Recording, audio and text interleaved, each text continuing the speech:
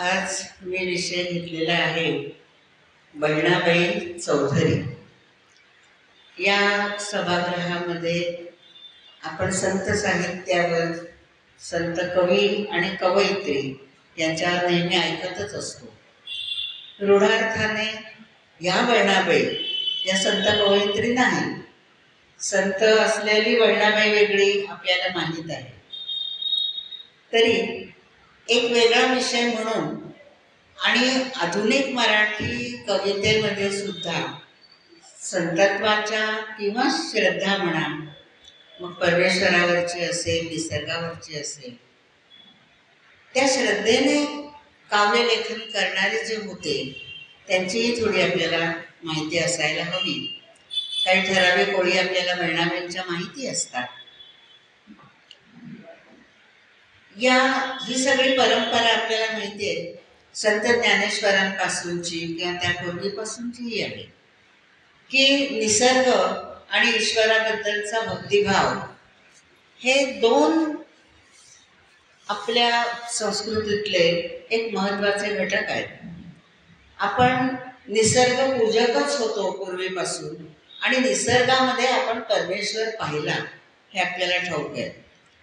त्यामुळे मराठी काव्याच्या एकूण सगळ्या प्रवाहामध्ये प्रत्येकाच्या, अगदी आधुनिक कवी घेतले तरी सुद्धा कुठेतरी निसर्ग आणि हा भक्तिभाव असलेला आपल्याला दिसतो. बहिणाबाई चौधरी यांची महाराष्ट्राला काहीच माहिती नव्हती. एक दिवस आपल्या आईच्या कवितांची एक चोपडी घेऊन सोपानदेव चौधरी म्हणजे बहिणाबाईंचे चिरंजीव हे आचार्य आत्र्यांकडे गेले मराठामध्ये, आणि त्यांनी भीतभीत ती वही त्यांना दाखवली की अहो बघा, माझ्या आईने काहीतरी लिहिलंय. आत्र्यांनी ती चाळून पाहिली आणि त्यांचे शब्द काय आहे की अहो, शेतामध्ये सोन्याच्या मोहरांचा हंडा सापडावा तसंही काव्य आहे, हे महाराष्ट्राच्या समोर आलंच पाहिजे.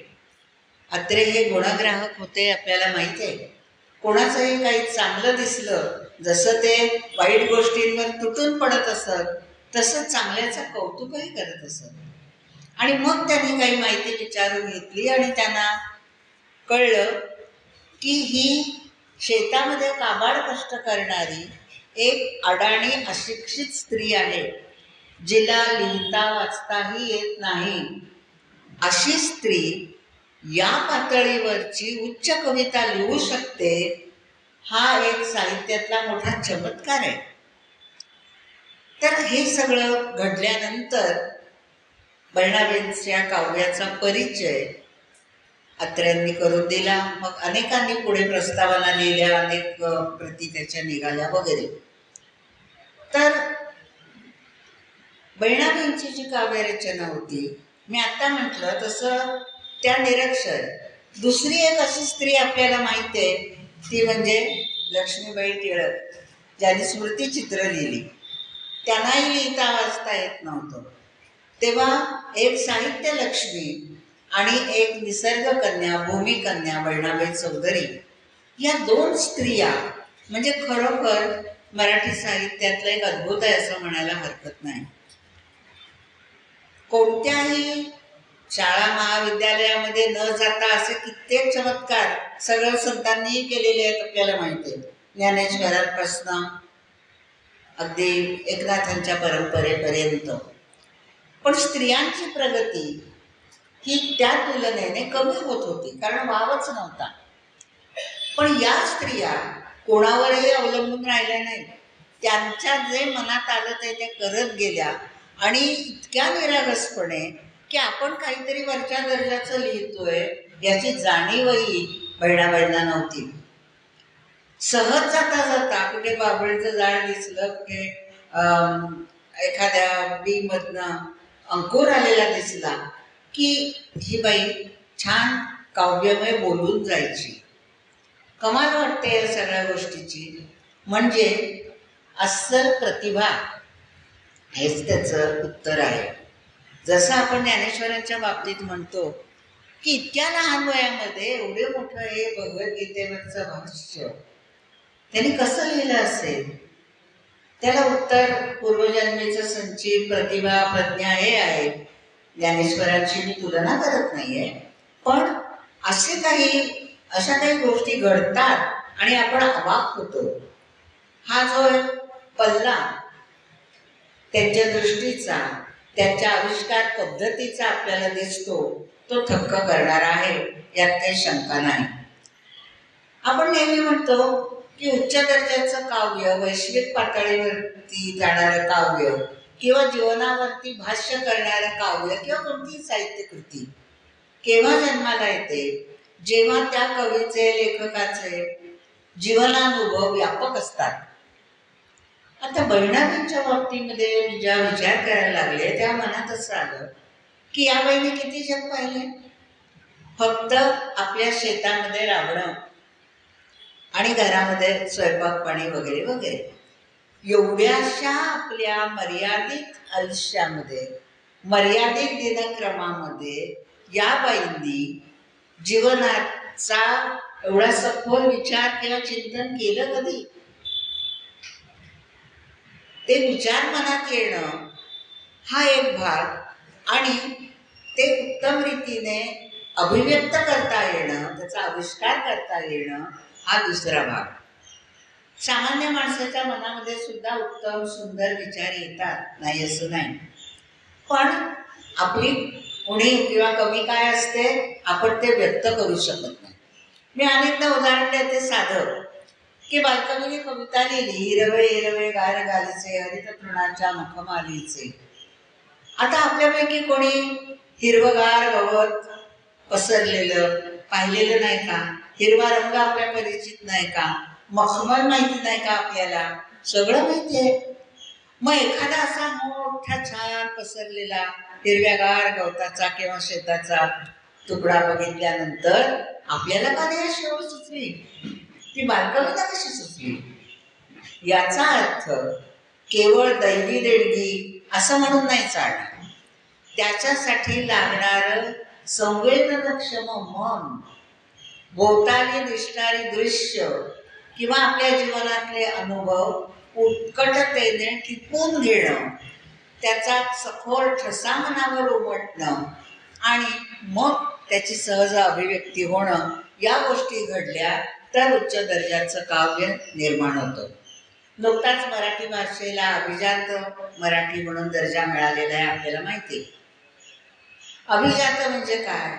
तर जी अनेक त्याच्यामध्ये घटक आहेत, तर खूप प्राचीन आहे, 2000 वर्षापूर्वीपासूनचा इतिहास आहे. ज्या भाषेला परंपरा आहे, ज्याच्यामध्ये उच्च प्रकारची साहित्य निर्मिती झालेली आहे. आजही जी भाषा जिवंत आहे, आता ती जिवंत ठेवण्यासाठी धडपड करावी लागते दुर्दैवाने, पण आहे. असे अनेक जे घटक आहेत ते कोणामुळे आहेत? तर असे साहित्यिक आपल्याकडे होऊन गेले, असे कवी, नाटककार, कादंबरीकार होऊन गेलेले आहेत की ज्यांना कसलीही पार्श्वभूमी नव्हती. आज अनेकदा आपण ऐकतो की ज्यांना घराची पार्श्वभूमी असते ते मोठे होतात. आमचे आईबाप केवढे मोठे नव्हते किंवा आमची परिस्थिती नव्हती, आम्हाला संधीच मिळाली नाही. काही अंशी खरं असतं, नाही असं नाही, पण अशी उदाहरणं पाहिली की असं वाटतं की यांना कोणी सांगितलं होतं, कोणी शिकवलं होतं अशा प्रकारची काव्यरचना करायला? म्हणजे मुळामध्येच ती दृष्टी असणं, ती भाववृत्ती असणं आणि उत्कटतेने व्यक्त होण्याची एक क्षमता असणं, ही जी वैशिष्ट्ये आहेत, ही वैशिष्ट्य अतिशय दुर्मिळ आहे.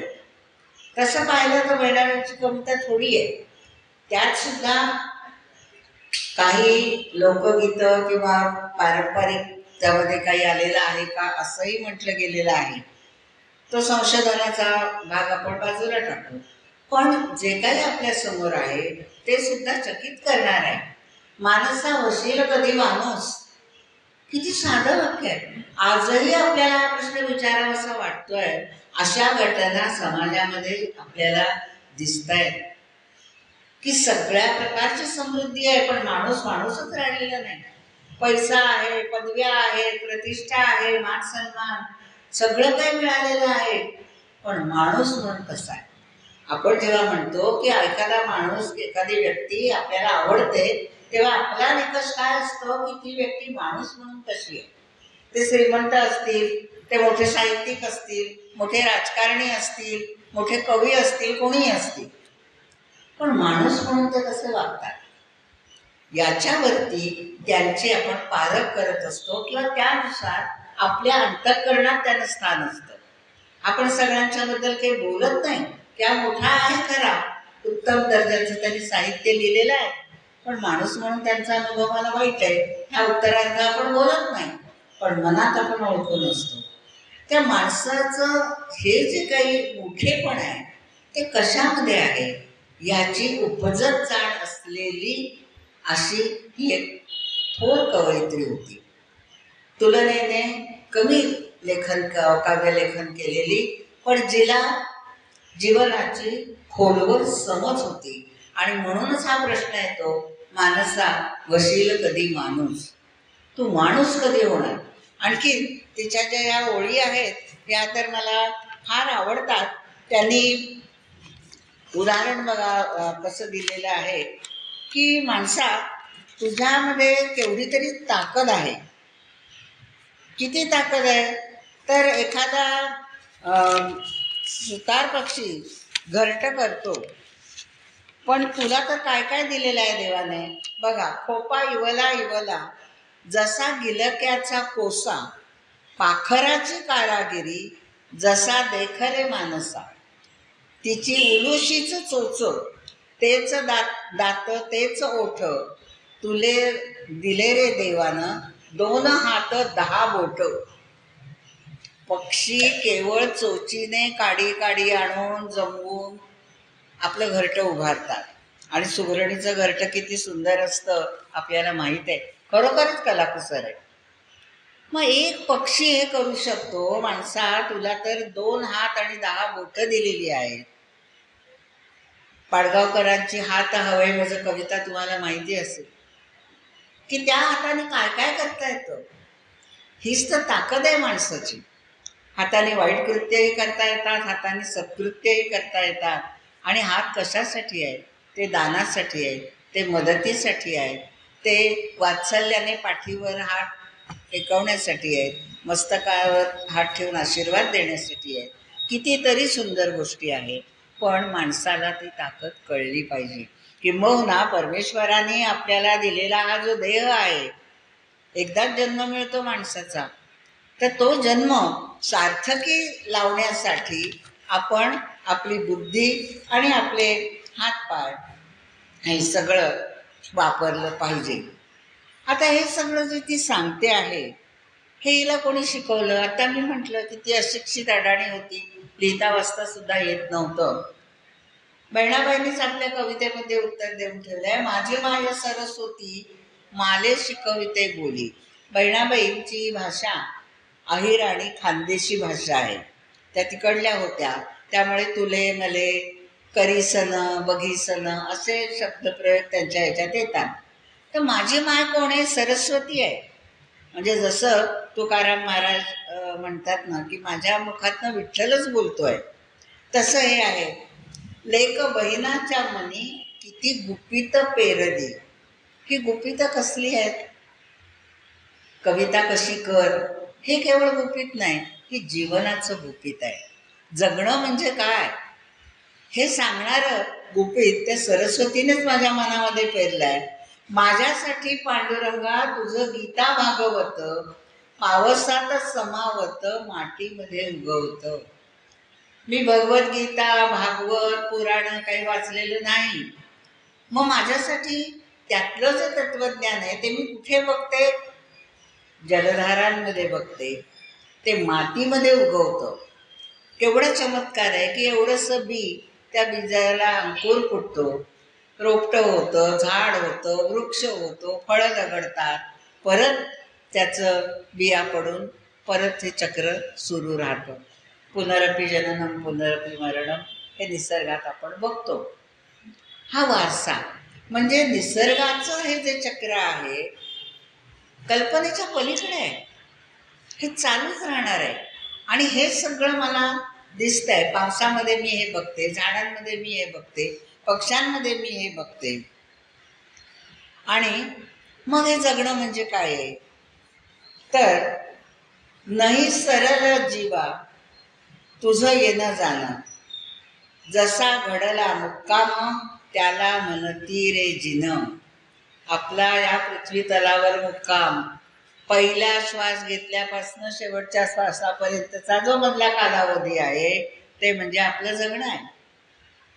आणि एक वेळ अशी येते की मग माणसं म्हणतात आता मुक्काम हलवायची वेळ झाली, आतून कुठेतरी जाणीव काहींना होते त्याची. याचा अर्थ हा आहे की जगण्यामधलं हे जे अंतर आहे, आला सास गेला सास, जीवा तुझं हे अंतर, अरे जगन मरण एका श्वासाचं अंतर. पहिला श्वास आणि शेवटचा श्वास या दोन्ही मधलं अंतर म्हणजे माणसाचं जगणं आहे. मग ते जगणं कसं जगलं पाहिजे? आपण माणसासारखं जगलं पाहिजे. म्हणजेच काय? श्रद्धेने, निसर्गावर प्रेम करत, आजूबाजूच्या माणसांवर प्रेम करत, आपल्याला दिलेली जी ताकद आहे हातातली म्हणा बुद्धीची म्हणा ती चांगल्या गोष्टीसाठी वापरत ही माणसाने वापरली पाहिजे. आणि असं सुखसमृद्धीचं आणि इतरांना आनंद देणारं असं जगणं जगलं पाहिजे. प्रत्यक्षात कधी कधी काय दिसतं, माणसाला यश मिळालं की ते डोक्यात जातं. अहंकार भगवद्गीतेमध्ये आपण म्हणतो. आणि माणसाचं मन चंचलम विमल कृष्ण प्रमाती बलवर दृढम, तसंही चंचलच असतं. तर त्याला लगाम घालता आला नाही की डोक्यामध्ये अहंकार येतो आणि मग सर्व दुनियेचा राजा म्हणे मी कोण मी कोण, अशा त्याच्या मीपणाले मसनात सिंहासन. काय शब्द आहेत बघा. प्रसंगी बहिणाबाई उपहासात्मक लिहिते बोलते. त्याला मसनात सिंहासन मिळेल, सिंहासन मिळेल पण कुठे? तर मसनामध्ये. कारण का? अहंकार आहे. अरे मी कोण मी कोण, मीपणाची मरी माय, देखायची कशी तरा सोता सोतालेच खाय. तेव्हा अहंकार बाळगणारा माणूस आपल्याच मरणाने मरतो. त्याला वाटत असतं की मी जगाला फसवतोय, जगावर राज्य करतोय, पण हे नाही आहे, खोटं आहे. तर हा अहंकार माणसाने कधीही बाळगू नये आणि श्रद्धा जीवनावरती आणि निसर्गातल्या सुंदर घटकांवरती ठेवावी. मी हे केलं असं नाही. म्हणून ती म्हणते किती रंगवशी रंग, रंग भरलं डोळ्यात, माझ्यासाठी शिरी रंग, रंग खेळे आभाळात. मला एवढं फार आवडतात. आपण आकाशामध्ये रंग बघतो, ढगांचे विविध आकार, विविध रंग, चंद्र उगवतोय, चांदणं आहे, सगळं सगळं आपल्यासाठी सुंदर निर्माण केलेलं आहे देवाने. बघणाऱ्याला दृष्टी पाहिजे आणि आनंद घेता आला पाहिजे. हे श्रीरंगाने रंग उधळलेले आहेत. किती संदर्भ आहेत बघा याला. मग रंगपंचमी आहे, होळी आहे, सगळे श्रावण आषाढ श्रावणातले रंग आहेत आकाशातले. आणि हे सगळे तो श्रीरंग माझ्यासाठी रंग खेळतोय. किती सुंदर कल्पना आहे. म्हणजे आपल्याला पाहता येणं, मनावर ठसवून घेता येणं, हे सगळं फार महत्त्वाचं आहे. आणि अशा प्रकारची जर आपल्याला दृष्टी असेल तर जीवनाचा आनंद कसा घेता येतो हे तिने सांगितलंय. आई पण काय असतं, बाप पण काय असतं, माहेर म्हणजे काय, या संबंधीचेही तिची भाष्य जी आहेत ती फार छान आहेत. आणि काही नकारात्मक कसं तिने लिहिलं आहे. नाही वाऱ्यानं हाललं त्याले पान म्हणू नये, नाही ऐके हरी नाम त्याले कान म्हणू नये. म्हणजे आपल्याला हे जे कान नाक डोळे दिलेले आहेत त्यांची काही एक कर्तव्य आहेत. आणि चांगलं ऐकणं, चांगलं बघणं, चांगलं बोलणं, आईने आईची कर्तव्य करणं, बापाने बापाची कर्तव्य करणं, ही सगळी कशी महत्त्वाची आहेत हे आपल्या कवितेतनं तिने मांडलेलं आहे. शाब्दिक कोट्या ते छान करते की घरोटा म्हणजे जातं, त्यातनं पीठ येतं, मग त्याला जातं का म्हणायचं असा तिचा प्रश्न आहे. अनेक अशा गमती की आड उभा असतो जमिनीमध्ये, तर त्याला सुद्धा आपण विहीर म्हणजे काय म्हणतो त्याला आपण, जो आड आहे, त्याला सुद्धा आपण असं वेगळंच नाव देतो की खरं म्हणजे ते त्याला शोभणारं नाही. तर अशा काही काही शाब्दिक कोट्या तिने केलेल्या आहेत. आणि प्रत्येक ठिकाणी निसर्गातल्या घटकांवरती लक्ष केंद्रित करून तिने आपल्या जीवनातली सुंदरता आणि श्रद्धा ही व्यक्त केलेली दिसते. या सगळ्या काव्यरचनेमध्ये तिचे साहित्य गुण कोणते दिसतात, तर भाषेवरची तिची हुकूमत. आणि हे सगळं नकळत आणि सहज आहे बरं का. आता हे अभ्यास करताना आपण शोधून काढायचं की यात काय काय दिसतंय, पण तिलाही काही जाणीवही नव्हती. बघा माझी भाषा किती सुंदर आहे, बघा माझ्या काव्यात लयबद्धता कशी आहे, बघा माझ्या काव्यात उपमा किंवा उत्प्रेक्षा कशा येत आहेत, प्रतिमा कशा येत आहेत वेगवेगळ्या. हे काही नव्हतं.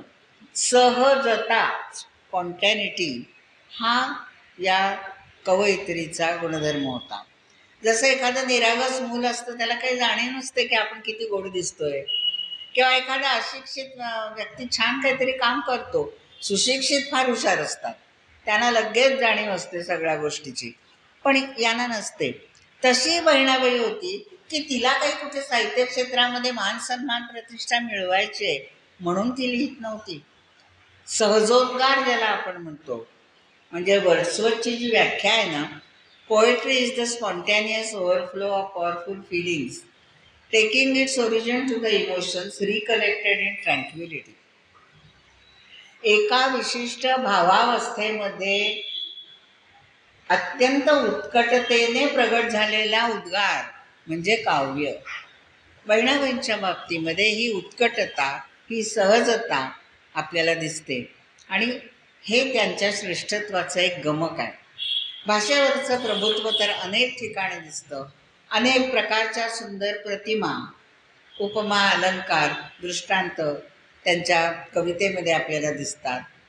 ईश्वरावरची श्रद्धा ठायी ठायी दिसते. आणि ज्याला मी म्हटलं की श्रेष्ठ काव्याचं जे एक गमक की ज्यामध्ये मानवतेची, वैश्विकतेची जाणीव तीही तिथे दिसते. म्हणून तर पहिलं मूलभूत तत्त्वज्ञान त्या सांगतायत की माणसाने माणसासारखं वागलं पाहिजे. तू माणूस कधी होणार, या प्रश्नामध्येच भोवतालच्या समाजाविषयीची कुठेतरी एक चिंता, काळजी, दुःख त्यांच्या मनामध्ये कदाचित असेल.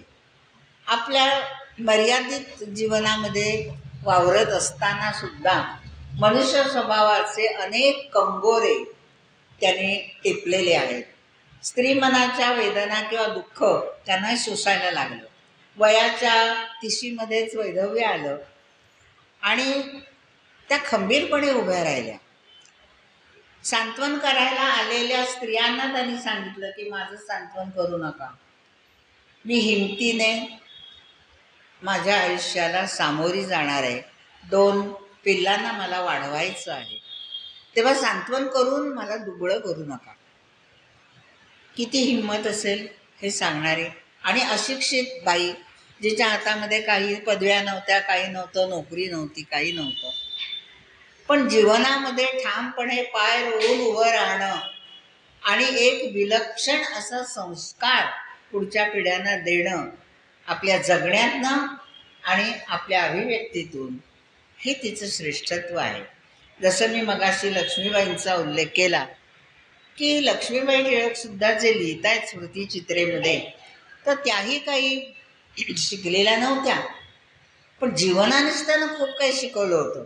रेव्हरंड टिळकांसारख्या माणसाचे संसार करणं काही सोपं नव्हतं, पण त्यांनी ते निभावलं आहे. किती प्रसंग, आणि ते मामनजी त्यांचे. तर अशा या स्त्रियांनी आज जेव्हा एवढ्या तेवढ्या गोष्टीने निराश झालेली माणसं आपण बघतो, मनासारखं जरा झालं नाही की अकांड तांडव करणारी किंवा निराश होणारी, आत्महत्यांकडे वळणारी वगैरे वगैरे, त्यावेळेला असं वाटतं की या स्त्रियांनी कोणत्या बळावरती हे सगळं सोसलं असेल. ते बळ म्हणजे आत्मिक बळ होतं. ते बाहेरून मिळालेलं शिक्षणच नव्हतं, त्यांनी स्वतःच स्वतःला घडवलेलं होतं. जीवनाचं निरीक्षण, अनुभव आणि त्या अनुभवाचा अर्क सार त्यांनी स्वतःमध्ये मुरवून घेतलेलं होतं आणि म्हणूनच ते काव्याच्या रूपाने व्यक्त झालं. मग हे जगत असताना, हे करत असताना त्यांना आधार दोन गोष्टींचा होता. एक म्हणजे जीवनावरची श्रद्धा, परमेश्वरावरची श्रद्धा, आणि तो परमेश्वर निसर्गामध्ये पाहणं. कारण त्या निसर्गाच्या जवळ होत्या, शेतामध्ये काम करत होत्या. प्रत्येक ठिकाणी ते उल्लेख येतात की पेरणी, मळणी, उफणणी, या प्रत्येक याच्यावरती त्यांनी कविता केलेल्या आहेत. म्हणजे प्रत्येक कृतीमध्ये जसं आपण संत साहित्यात बघतो ना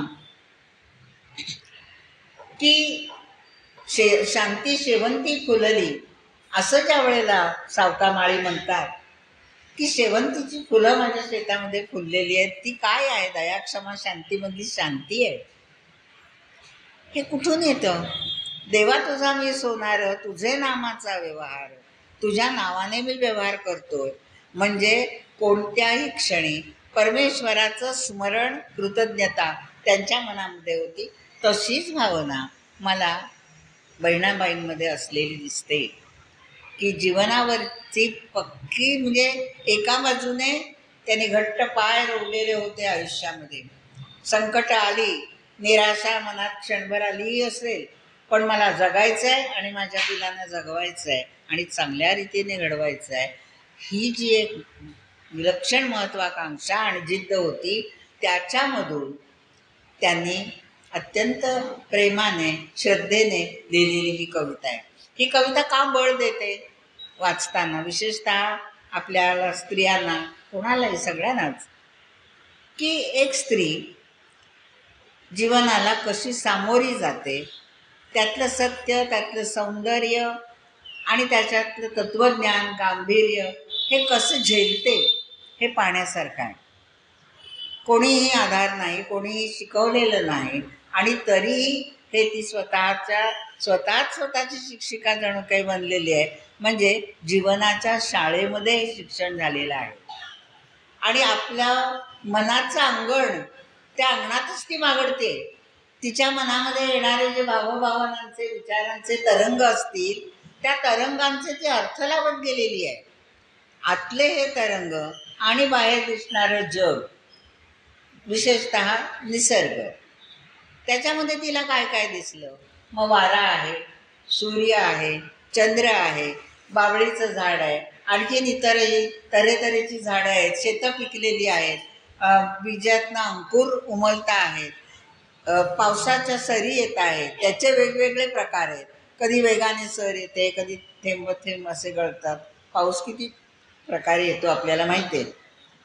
हे सगळं बघत असताना हा ऊन पावसाचा खेळ जीवनामध्येही असतो, याचं भान तिने स्वीकारलं आणि ते कवितेतून व्यक्त केलं. ते व्यक्त करताना तिची जी अप्रतिम भाषाशैली आपल्याला दिसते, ते तिचं मोठेपण आहे. आणि हे सगळं आपल्या मनावरती का बिंबतं, विशेषतः असं एक परिणाम करून जातं की ही स्त्री काही शिकवायचं आहे म्हणून लिहित नाही, त्याच्यामध्ये काही शिकवण आहे, उपदेश आहे अशातला भाग नाही.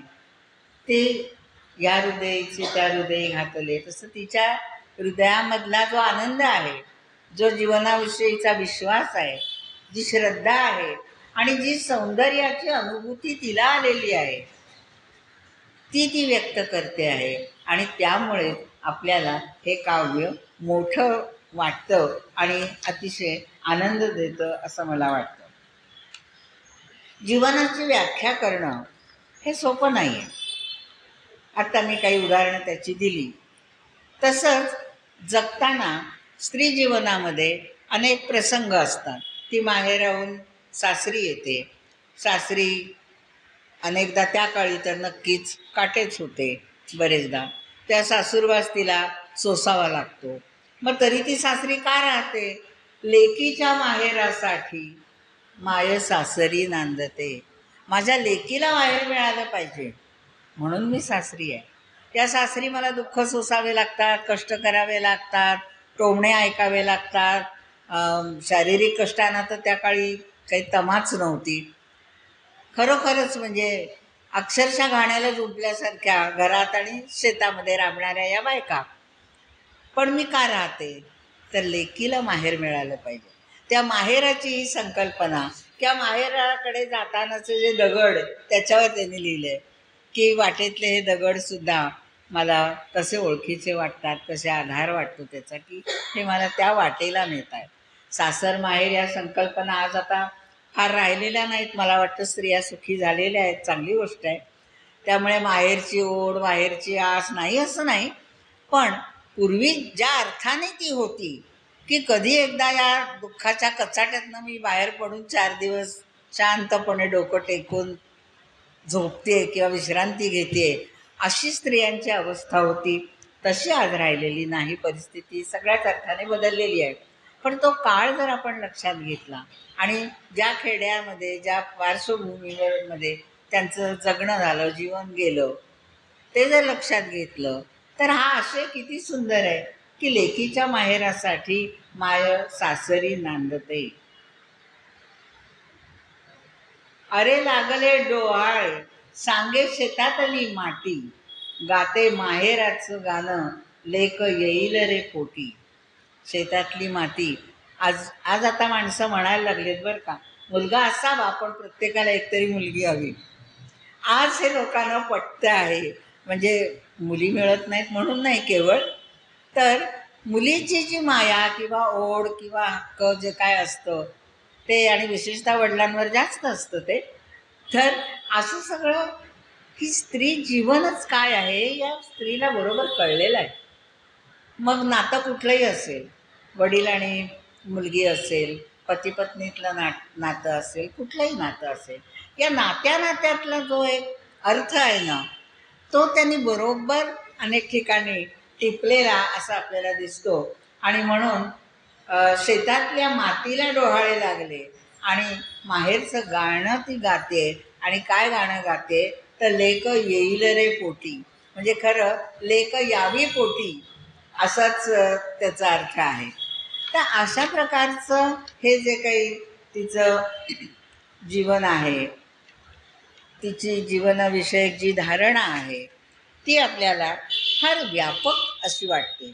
म्हणजे केवळ माणसामाणसातल्या नातेसंबंधांवरच नाही, तर त्याच्यातून मानवी मनाचं जे दर्शन घडतं वेगवेगळ्या पातळ्यांवरचं, ते महत्त्वाचं आहे. अनेक प्रतिमा ती वापरताना दिसते, निसर्गातल्या घटनांचा अर्थ लावताना दिसते. आणि ते आणि माणूस याच्यामध्ये कधी कधी निसर्ग किती श्रेष्ठ आहे आणि माणूस कधी कधी कसा खुजा ठरतो त्याचीही जाणीव तिला कुठे कुठे झालेली आपल्याला दिसते. आता जातं काय किंवा शेतातली अवजारं ही सगळे निर्जीव वस्तू आहेत, पण तिचं रोजचं जगणं त्यांच्याशी निगडीत होतं. मग त्यांचं जे काही कार्य आहे त्या कार्याचं मोल तिला वाटतंय. विहीर असेल, बांधावरचं एखादं झुडूप असेल, एखादा वृक्ष असेल, त्या सगळे ते तिला आपले सगळे सोयरे वाटत आहेत. आणि म्हणून त्या निर्जीव वस्तूंच्याही सुखदुःखांशी ती समरस झालेली दिसते. इतकी एकतानता ही गोष्ट सोपी नाही. खूप दिसत असतं समोर आपल्याला, पण आपल्याला ते जाणवतंच असं नाही, उत्कटतेने जाणवतंच असं नाही. की अमुक एक झाड पाहिलं, अमुक एक फूल पाहिलं की काहीतरी मनामध्ये मानवी जीवनाशी संदर्भ जोडता येणं आणि ते जाणवणं हे घडतं असं नाही. की बीमधनं हळुवार असा एक कोंब आलेला आहे, तो कसा येतो बघा, हात असे जोडल्यासारखे. आणि त्याचं वर्णन तिने केलं की ते हात परमेश्वराला तो कोंब जोडतोय, जणू काय हात जोडलेले आहेत. तर हे पटकन सुचणं हे आपणही बघितलेलं असतं. अगदी साधं उदाहरण देऊ का, आपण कडधान्य भिजत घालतो आणि त्याला कोंब येतात, मोड येतात, कधी कधी ते असे 2 पण येतात. म्हणजे त्या बीमधनं येणं, त्या साधं कुंडीमध्ये आपण मेथी पेरली, मोहरी पेरली, तर ते जे काय उगवून येतं, केवढीशी ती मोहरी, त्याच्यातनं तो हिरवा कोंब, म्हणजे निसर्गातला हा जो चमत्कार आहे. आणि या हिरवाईतनं मिळणारा आनंद, छोटासा आनंद, मोठी बाग नसेल आपली, पण आपल्या बागेतलं कुंडीतलं झाडसुद्धा आपल्याला आनंद देतं. तर हे सगळं पाहण्याची, अनुभवण्याची आणि व्यक्त करण्याची शक्ती आणि ताकद ही बहिणाबाईमध्ये आहे, म्हणून बहिणाबाई वेगळी आहे. आता एकूण मराठी काव्यसृष्टीमध्ये बहिणाबाईंचं स्थान वेगळं का आहे, तर ते ह्या कारणांमुळे आहे की अशा प्रकारे एक अशिक्षित खेडवळ शेतात काम करणारी स्त्री इतक्या सखोल निरीक्षण मानवी जीवनाचं आपल्या कवितेतनं मांडते, ही जी ताकद आहे हेच तिचं वेगळंपण आहे. आचार्य अत्र्यांसारख्या माणसाला झपाटून गेले अत्रे ते वाचल्यानंतर याचा अर्थच तो आहे की आजपर्यंत अशी कविता नव्हती आली समोर.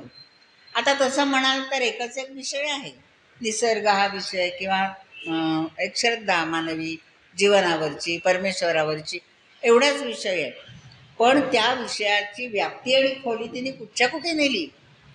तिचं लक्ष जमिनीपासून, धरित्रीपासून आभाळापर्यंत आहे आणि त्यातले सगळे रंग तिने अत्यंत उत्कटतेने अनुभवले आहेत.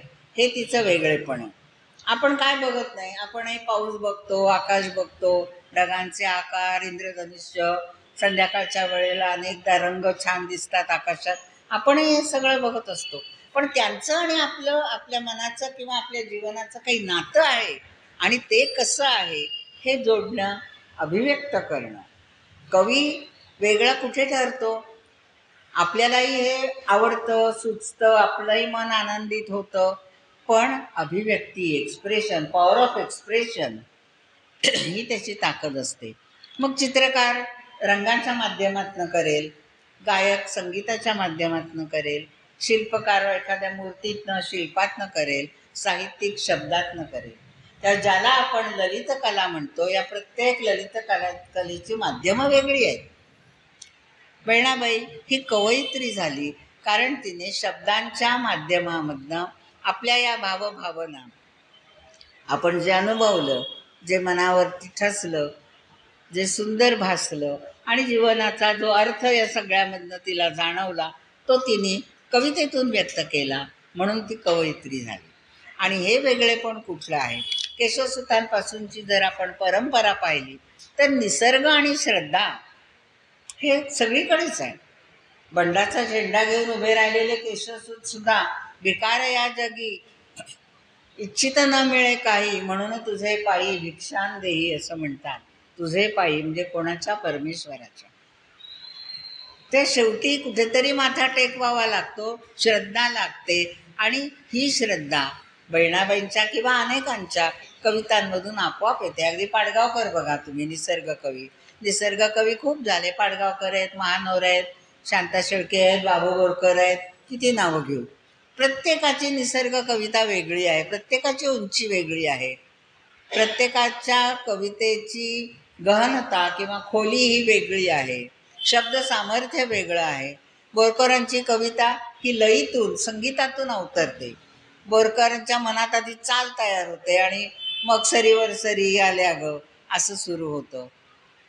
तर अशी प्रत्येकाची वैशिष्ट्य जरी वेगळी असली तरी निसर्गावरती भरभरून प्रेम करणं, त्याचे विविध भावाविष्कार हे कवितेतनं व्यक्त करणं, ही मराठी काव्यसृष्टीचं एक वैशिष्ट्य किंवा एक देणगी असं म्हणायला पाहिजे. अतूट असं हे नातं आहे. आणि अशी सगळ्या निसर्ग कवींची जर आपण कविता अशी ओळीने वाचत गेलो तर बहिणाबाई कुठे वेगळ्या आपल्याला दिसतात? तर एक तर त्यांच्या वाट्याला जे जीवन आलं, जो परिसर आला, जे काम आलं आयुष्यामध्ये, त्या पार्श्वभूमीवरती हे वेगळं आहे. एखाद्याला अनंत अनुभव घेता येणं आणि त्यातून त्याची कलाकृती हे अधिक मोठी होणं, ही गोष्ट वेगळी आहे. आणि मर्यादित विश्वामध्ये सुद्धा खोलवर बुडी मारून असे संपन्न असे साहित्य निर्मिती करणं, ही गोष्ट वेगळी आहे. मर्यादा आहे, प्रत्येकाला असते, त्यांच्याही कवितेला आहे. पण तरीसुद्धा ही जी असे संपन्नता आलेली आहे ती त्यांच्या आत्मिक शक्तीमुळे आलेली आहे. आणि माझ्या दृष्टीने बहिणाबाईंची थोरवी ही आहे की ज्यांना कोणीही काही शिकवायला आलेलं नाही, कुठेही त्यांना संधी मिळालेली नाही, आणि ज्या काळात, ज्या पिढीमध्ये त्या वाढल्या त्यावेळीची एकूणच, मी मगाशी म्हटलं तसं, स्त्री जीवनाची अवस्था काय होती हे आपल्याला माहीत आहे. आणि अशा पार्श्वभूमीवरती कविता करावीशी वाटणं किंवा होणं काही म्हणा, हीच केवढी मोठी गोष्ट होती. अगदी आत्तापर्यंत अनेक लेखकांनी लिहून ठेवलेलं आहे की एखादी स्त्री लिहिते म्हणजे काय, समाजाचा विरोध असायचा. हे जे काही आपल्याकडे स्त्रियांना कमी लेखणं किंवा त्यांना संधी न देणं हे होतं, हा काळ थोडा पुढचा आहे. पण बहिणाबाईंनी हे त्यांच्याही नकळत केलं, विलक्षण सहजतेने केलं. आणि त्यांच्या चिरंजीवांनी म्हणजे सोपानदेव चौधरींनी हे सगळं लिहून ठेवलं. बहिणाबाईंना काही लिहिता येत नव्हतं, ती आपली गाणी गायची शेतात काम करता करता. सोपानदेवांना कुठेतरी जाणवलं की अरे काहीतरी वेगळं आहे, आपल्या आई जी बोलते आहे ते वेगळं आहे, त्याला एक ताल आहे, त्याला लय आहे, काहीतरी एक शाब्दिक सौंदर्य आहे. म्हणून त्यांनी त्या कविता लिहून ठेवल्या. त्यांचा त्यांनाही विश्वास नव्हता की याचा दर्जा काय आहे. काही वेळेला असं वाटतं की आपल्या जवळची व्यक्ती असते पण लोकांनी सांगायला लागतं ती लहान आहे का मोठी आहे, थर्ड पार्टी ते बरोबर निर्णय देतं. आणि तसं त्यांनी विधविध अत्र्यानं ती वही दाखवली आणि आत्रेच होते ते गुणग्राहक. तेव्हा त्यांच्या लक्षात आलं आणि ते म्हणाले की महाराष्ट्राच्या समोर ही कविता आलीच पाहिजे, छापा ताबडतोब. आणि मग बहिणाबाई महाराष्ट्राला, म्हणजे ही गोष्ट साधारणतः 53 सालची वगैरे आहे. मला आठवत आहे अत्र्यांनी मराठामध्ये अग्रलेख लिहिला होता. हे जे सगळं मी सांगते आता लिहिलेलं आहेच ते त्यावेळेला मराठामध्ये अत्र्यांनी लिहिलेलं होतं की कल्पना तरी आहे का मराठी रसिकांना की मराठीमध्ये अशी एक अशिक्षित अडाणी शेतकरी कुटुंबातली एक स्त्री इतक्या उच्च दर्जाची कविता लिहिते आहे. कुठून असणार कल्पना, कारण त्या प्रसिद्ध झालेल्या नव्हत्या, तिने कुठल्या मासिकात दिल्या नव्हत्या, कुठे काही नव्हत्या, काही माहितीच नव्हतं तिला, ते तिचं विश्वच नव्हतं. आपल्याशीच गुणगुणावं. आणि मला अनेकदा असं वाटतं की मागच्या पिढीमध्ये, आता सुदैवाने बहिणाबाईंचे चिरंजीव सोपानदेव सुशिक्षित होते, त्यांनी हे सगळं केलं, अत्र्यांची त्यांची ओळख होती. पण अशा कितीतरी स्त्रिया असल्या पाहिजेत की ज्या काही ना काहीतरी करत होत्या. भले बहिणाबाईने एवढं उच्च नसेल काव्य, पण लिहित होत्या, कविता करत होत्या, कोणी ओव्या रचत होत्या, कोणी आरत्या रचत होत्या. पण कोणाला दाखवण्याची हिंमत त्यांनी केली नाही. कदाचित आपली सून टिंगल करेल, मुलगा टिंगल करेल, नातवंड टिंगल करतील असं त्यांना वाटलं असेल. कारण संबंध कुटुंब शिकलेलं, त्यांचे बोलण्याचे विषय वेगळे. आज तर काय इंटरनेट अमुक तमुक कुठल्या कुठे आर्टिफिशियल इंटेलिजन्सपर्यंत गेलेले, आजची हुशारी काही विचारायलाच नको. तर या पार्श्वभूमीवरती स्वतःच्या मनाशीच कुढत हिरमुसलं होऊन राहणाऱ्या बायका असतात. मी अशा काही पाहिल्या आहेत. आणि मी त्यांना सांगते की ठीक आहे, तुमचं जे काही आहे ते तुम्ही अभिव्यक्ती होऊ दे, चालू ठेवा, दाखवा, काही बिघडत नाही. फार मोठं नसेल ते, पण दाखवलं कोणाला तर त्याच्यात काही सुधारणा कोणी सुचवेल, काहीतरी घडेल. काही 100 कविता लिहिल्या तर निदान त्याच्यातल्या 25 चांगल्या असतील, काहीतरी घडू शकतं. जर आपल्याच डायरीमध्ये तुम्ही त्या ठेवल्यात तर काहीच घडणार नाही. हे मी सगळं का सांगते, तर ज्या तऱ्हेचं जीवन बहिणाबाईंच्या वाट्याला आलेलं होतं ते अनेकांच्या वेगळ्या प्रकारे असेल. सगळ्याच काही शेतात काम करणारे असतील असं नाही, पण आयुष्यामध्ये संधी मिळणं आणि भोवताली तशी माणसं असणं हा सुद्धा एक भाग्ययोग असतो. आणि ते भाग्य एक प्रकारे बहिणाबाईंना मिळालेलं आपल्याला दिसतंय. सोपानदेवी स्वतः कवी होते. पुढे त्यांचीही काही गाणी प्रसिद्ध झाली, त्यांना नावलौकिक मिळाला. आणि मुख्य म्हणजे बहिणाबाईंच्या या काव्याला अत्र्याने उचलून धरल्यामुळे त्यालाही एक वजन आलं आपोआपच.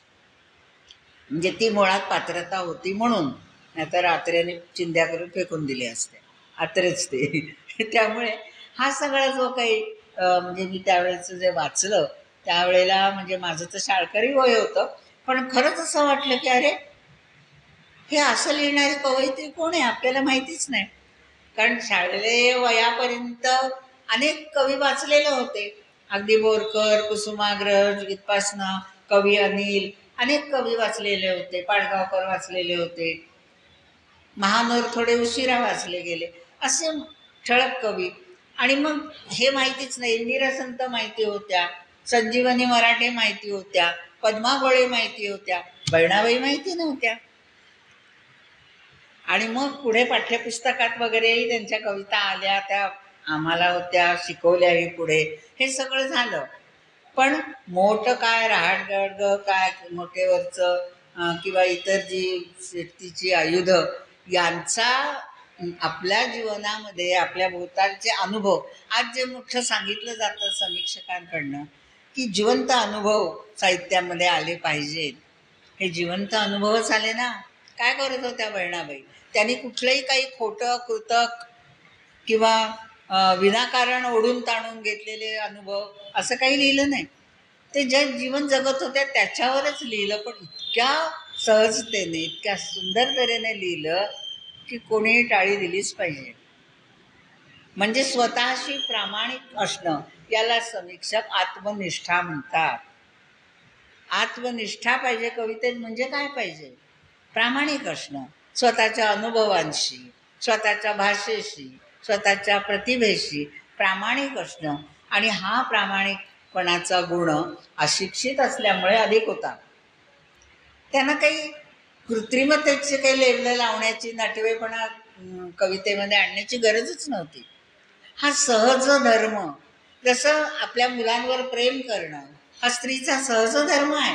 ते शिकवायला लागत नाही कुठल्या शाळेमध्ये जाऊन, शिकलेली नसते स्त्री, आपोआप होतं ते. आपल्या घरावर प्रेम करणं, संसारावर प्रेम करणं.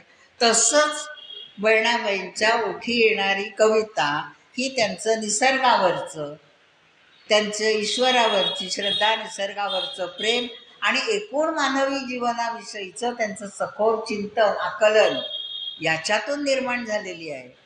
त्यामुळे त्यांची भाषा आपोआप कसदार झाली, जे तोंडून आलं. कारण शेवटी माणसाच्या तोंडी जे शब्द येतात ते काय असतात? त्यांच्या व्यक्तिमत्वाची खूण असते ती. केशवसुतांची ओळ आहे, विश्वाचा आकार केवढा, ज्याच्या त्याच्या डोक्या एवढा. तुम्ही काय विचार करू शकता, तुमच्या विचारांची झेप काय आहे, तुमची जी काही बुद्धी असेल, जीवनाविषयीचं जे काही तुमचं आकलन असेल, त्यानुसारच विचार करू शकता तुम्ही. नाहीतर धोधो जरी गंगेचा प्रवाह वाहतोय आपल्या दारातनं, पण त्याची किंमत सगळ्यांनाच कळते असं नाही. हे अनुभव आपण घेतो की अरे तुमच्या जवळच अनेक गोष्टी आहेत, तुमच्या घरातच आहेत, पण त्याचं मोल उमगत नाही. तर असं हे सगळं असतं. आणि म्हणून ही जी सहजता आणि ही जी समज आहे, ही समज बहिणाबाईंच्या काव्याच्यामध्ये आपल्याला फार तोलामोलाची, उच्च दर्जाची अशी दिसते. आणि मी आत्ता जे सांगितलं की जे मोठे शब्द वापरले जातात, वैश्विक जाणीव, आत्मनिष्ठा, काहीही त्या बाईला माहिती नव्हतं. आत्मनिष्ठा म्हणजे काय, वैश्विक जाणीव म्हणजे काय, विशालता म्हणजे काय, काव्याची खोली म्हणजे काय, उंची म्हणजे काय, काही तिला नाही होतं. ती फक्त म्हणजे संतांच्या जवळ जाणारी. जनाबाईला तरी हे काही माहीत होतं का? दळिता कांडिता तुझं गायीनं अनंता, मला एवढंच माहिती आहे. म्हणजे गीतेतला कर्मयोग, माझं काम मी मनापासून करीन, तो अनंत, श्रीरंग सगळे इथेच येतील आपोआप माझ्या कामामध्ये. तसंच बहिणाबाईंचं आपल्याला दिसतं की कुठेही अध्यात्माचा जडत्व ज्याला आपण म्हणतो, किंवा तत्त्वज्ञानाची फार मोठी अवघड शब्द काहीही नसताना जीवनाची सुंदरता, सात्विकता, कोमलता हे ती व्यक्त करते आहे. आणि कधी कधी तीव्र उपरोधसुद्धा, रागसुद्धा ती व्यक्त करते. कारण काही घटना, काही प्रसंग असे असतात की सात्विक माणसाला चीड येते, राग येतो. आणि ज्या वेळेला अत्यंत सरळ हृदयी सात्विक माणूस संतापतो, त्याचा प्रभाव फार असतो. जो उठसूट रागावतो त्याला कोणी किंमत देत नाही, तो चिडकाचे, काही जरा झालं की आरडाओरडा. पण कधी न रागावणारा, विचारी, शांत, संयमी माणूस जेव्हा एखाद्या गोष्टीवर चवताळतो, त्याचा परिणाम, कारण ते फार खोलवरचं असतं, प्रामाणिक असतं. तसं बहिणाबाई ज्या वेळेला अशी टीका काही गोष्टीवरती करते, त्याच्या प्रभाव हा, त्या शब्दांचा प्रभाव आपल्याला जास्त पडलेला दिसतो. तर अशा प्रकारची ही बहिणाबाईंची अत्यंत सुंदर, साधी, निर्मळ अशी कविता आहे की ज्या कवितेचा अंतःप्रवाह हा विलक्षण विशुद्ध आहे, विलक्षण निर्मळ आहे आणि सच्चा आहे. कुठल्याही कलाकृतीचा महत्त्वाचा गुण म्हणजे तो कलावंत स्वतःशी प्रामाणिक असणं, प्रामाणिक अभिव्यक्ती त्याने करणं आणि त्याची जाणीव न ठेवता, तिने जे म्हटलं ना की अहंकार कशाचाही असता कामा नये. अहंकार गेला असेल तर मग तुमचं सिंहासन मशनामध्ये, त्या सिंहासनावर बसलेल्या त्या राजाकडे बघणारे कोण? तर इतक्या सहजतेने म्हणजे कसं मसणसारखा शब्दसुद्धा ती वापरू शकते, कवितेमधनं वापरू शकते. ज्या वेळेला केशवसुतांनी धोंडा हा शब्द वापरला त्यावेळेला जरा धक्का बसला होता लोकांना. धोंड्यातूनही दिसते कवीला. तर हे शब्द येतात याचा अर्थ असा आहे की त्याबद्दलची एक चीड, सात्विक संताप हा त्यांच्या मनात असतो. आणि तेव्हा म्हणजे शब्दसुद्धा कसे योग्य वेळेला योग्य प्रकारे त्या ताकदीने येतात. शब्दाच्या मागे एक शक्ती असते, असायला पाहिजे, तरच ते शब्द प्रभावी होतात. अन्यथा नुसते टला टरीला री जनमणे काव्य करणारी असं बी कवींनी वर्णन केलेलं आहे की खूप जणांना फार वाईट सवय असते की कविता तर करता येत नाही, पण आता मुक्तछंद नावाचं जे काही मूर्खपणा, म्हणजे मुक्तछंद वाईट नाही आहे, मुक्तछंद हा थोरच आहे, पण अनेकांना मुक्तछंद म्हणजे काय हेच कळत नाही आणि ते काहीतरी गद्यप्राय लिहितात आणि थांबा मी माझी कविता वाचून दाखवतो. कशाला? जर का तुम्हाला ती प्रतिभा नसेल किंवा काव्य करायची एक ताकद लागते ती नसेल तर सरळ गद्यात लिहा ना. ते नाही करत. कुठच्याही ट्रीपमध्ये वगैरे बघा माझं तर डोकं उठतं, कोणी माझी कविता वाचून दाखवतो म्हटलं की. कशाला करायचं? तुमच्या भावना व्यक्त करा, विचार व्यक्त करा, गद्यातनं करा. पण इतकी काय हौस असते, कवी म्हणून घेण्याची हौस असते माणसाला. आणि केशवसुतांनीच म्हटलेलं आहे, कविता ही वीज आहे, जो ती हातात धरेल तर जळून खाक झाल्याशिवाय राहणार नाही. आता हे जळणं म्हणजे काय आहे? मनाची तगमग, विलक्षण उत्कट वृत्ती, विलक्षण जिव्हाळा. आपल्याला वाटतं की अगदी सहजतेने त्यांनी केलं, पण त्याच्या मागे, त्या प्रत्येक शब्दामागे त्याची आंतरिक तपश्चर्या असते, ती आपल्याला दिसत नाही. कवी मनमोहनांच्या ओळी तुम्हाला माहिती आहेत, पुण्यातलेच कवी होते. फार सुंदर अशा त्या ओळी आहेत. काय ते, जन्मभरी तो जळतची होता, उधळू नका हो फुले तिचं त्याच्यावर, जन्मभरी तो फुलतच होता. तो जळतही होता आणि फुलतही होता. हे जळणं आणि फुलणं म्हणजे काय?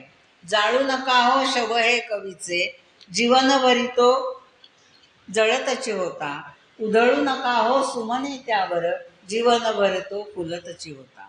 त्याचं हे फुलणं आणि जळणं म्हणजे काय आहे? तर त्याची जी अभिव्यक्तीची धडपड होती, त्या धडपडी मागे आतमध्ये त्याच्या जे काही उकळत होतं आतल्या आत, ते उकळणं होतं. त्यात आनंदही होता आणि वेदनाही होती. मागे मी सांगितलं होतं की कविता निर्मितीची प्रक्रियेची तुलना स्त्रीच्या प्रसूती वेदनांशी केलेली आहे, की तिथे वेदनाही आहे आणि तिथे आनंदही आहे. निर्मितीचा आनंद आहे, माझं मूल हा आनंद पण आहे आणि वेदना तर आहेतच, हे काय सांगायला नको मी. तेव्हा अशा प्रकारे कविता किंवा कुठचीही कलाकृती आपल्यापुढे ती तयार येते.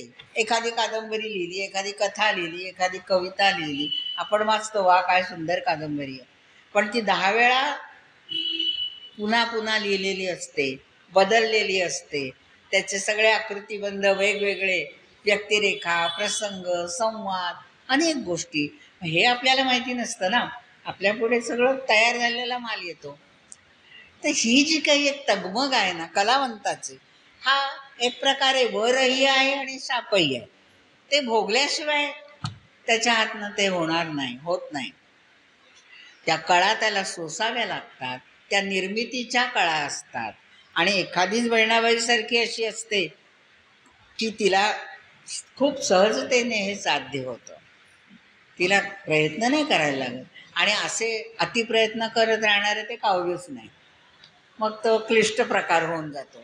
तर बहिणाबाईची ही जी सहजता आणि उत्स्फूर्तता आहे, आतून उमललेलं, झाडावर एखादं फूल सहजतेने उमलावं तशी तिची कविता, प्रत्येक शब्द हा असा उमललेला आपल्याला दिसतो.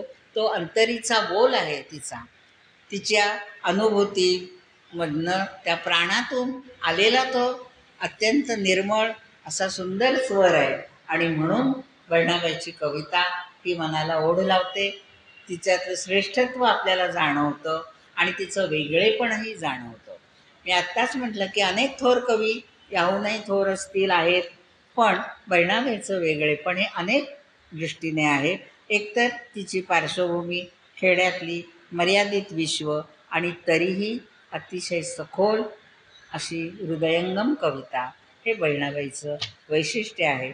आणि म्हणून जरा हा वेगळा विषय मी घेतला की आपण मुद्दामून असं मागे वळून या कविता वाचायला जात नाही, माहिती नसतातच नाही, परंतु एकूणच मराठी काव्याच्या इतिहासामध्ये काही काही गोष्टी अशा मागे पडतात. आणि म्हणून हा विषय म्हटलं घेऊया, आपण बोलूया.